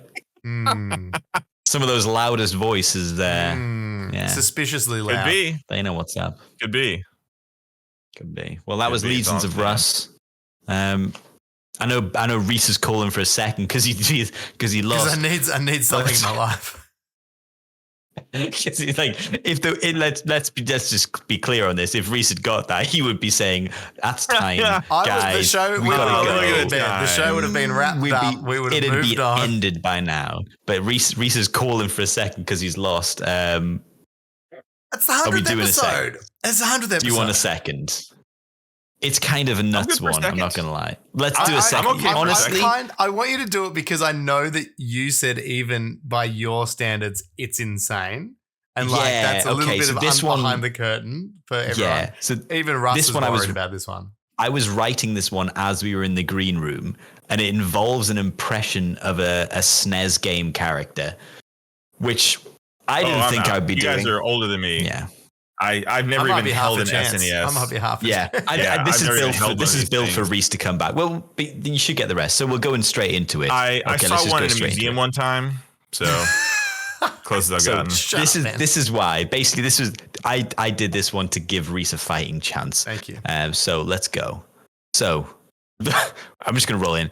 The front end of DC's child-turned-god hero falls almost the whole way down. Bing, bing, blabber. No sweat, short and sweet. But yeah, exactly. It makes no sense. You did this to me. You were like, get a second, and I did. Can you just do that? I'll repeat it. I'll repeat it. So it is the front end of DC's child-turned-god hero falls almost the whole way down. Bing, bing, blabber. No sweat, short and sweet. So the impression is bing, bing, blabber. And I'm going to say that this impression is from my childhood. So I'm remembering it, potentially not even correctly. Ben, Shadow? Oh, you know what? Ben, you've won. Because Shadow gets you 2 victory points for a partial straight away. I had that. Shazam. So Shazam. I had that. And he falls almost all the way down. Shadow. Reese, you know what? What's Reese, I'm going to say, if you can get this, I will give you 4 victory points to tie you up. So, yeah, hell, I make the rules, sir. If anyone gets this, maybe we'll try and send you something in the post somehow. I don't know what, but we'll see. But the second part of the quiz is bing, bing, blabber. No sweat, short and sweet. So, blah, bing, bing, blabber is the quote that one of these characters says. And you know what? Only in my memory. Blah, bing, bing, blabber. And I'm going to give you another clue. Something else that is said in the game is get out, get out. Yeah, I know the game. Do you know the game? I know the game. Yeah, but I'm going to say the game. Tell me the game. Is it based on the character or the title of the game? The character. So I'm going to say the game is Star Fox. Yeah. And the character goes blah, bing, bing, blabber. In later games, he does get a voice. But in this game, the SNES game, he has no voice and just says blah, bing, bing, blabber. And then his frog mate just goes get out, get out. So I'm going to say this is a character that appears in Super Smash Brothers, like the most recent ones. So he's one of the Star Fox characters that appears in Smash Brothers, but he's not Star Fox. So, Reese, is it Shadow Falcons? It is Shadow Falcons because it's Falco, no sweat, short and sweet, which is NS. Ah, there we go. So, yeah. So, I win. Reese, I'm going to give you 4 victory points. Sadly, though, Ben is also on. So, you did beat chat. Man, suck alive. It, chat. Yeah. Suck it, chat. I was going to say Ben still wins because even though I gave you 4 victory points, he still won. Ben got 3 victory points. Oh no, you got 4 victory points. 5, yeah. So Ben, it's 6-4. But I just want to know if the chat was actually googling blah blah blah blah blah, like it was trying. I don't think you could. Google. This is why we blah bing bing blabber and get out. Apparently, Lap knew that it would be Star Fox, and I think I believe him because out of the SNES games, that is up there. And unless I went, huh? Like Mickey, one of his adventures, or did like it's a bee, but that's too obvious because that tells you the name. But blubbing when blabber. That's it. Let's play us out another Legions of Russ that me and Ben won't hear. You're welcome. Good luck to us. We'll only say this once. It's finally time for Legions of Russ. Get out, get out. Get out. That was actually really good timing. All right, that's it. This show, 100 episodes, has gone for 100 years. Let's wrap it up there. I can bring the chat back up to say thank you to everyone in the chat. Thank you for everyone who hung with us the whole way. A massive thank you to everyone who has joined us in any or all of the 100 episodes out there. So if you do like the sounds of joining us live, we are on Twitch. Check out the Battle Brothers tabletop Discord. Usually we'll post about 10 minutes before we go live.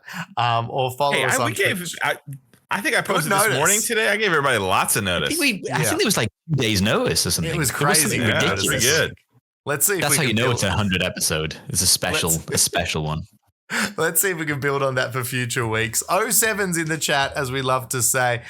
From me as well, a massive thank you to Ben and Russ. Thank you guys for being the best co-hosts around. It's been awesome doing this show with you guys. I think we got a little bit into it before talking about the content creation, but as I said, I wouldn't have enjoyed doing any of this anywhere near as much with the content stuff without having you guys there along for the ride. It makes it a whole bunch more fun. And as I said, it's great to have meet 2 amazing mates through all this as well. Ben called it. We're getting all soppy at the end, but it's been a lovely journey, and it's been I'm very thankful to have met you, fine gentlemen, and I have Kill Team to thank for that in a weird way. So yeah, it's been lovely getting 2 mates across the world who talk as much crap as you guys do on a daily basis. So it's been lovely.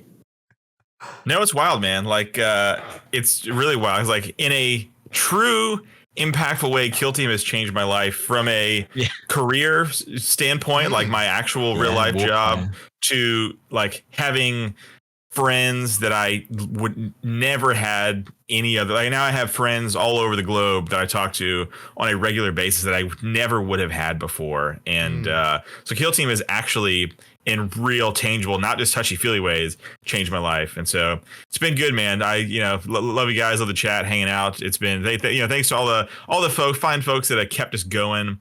And, there was nobody, we'd still be doing it. It just wouldn't be as entertaining. But you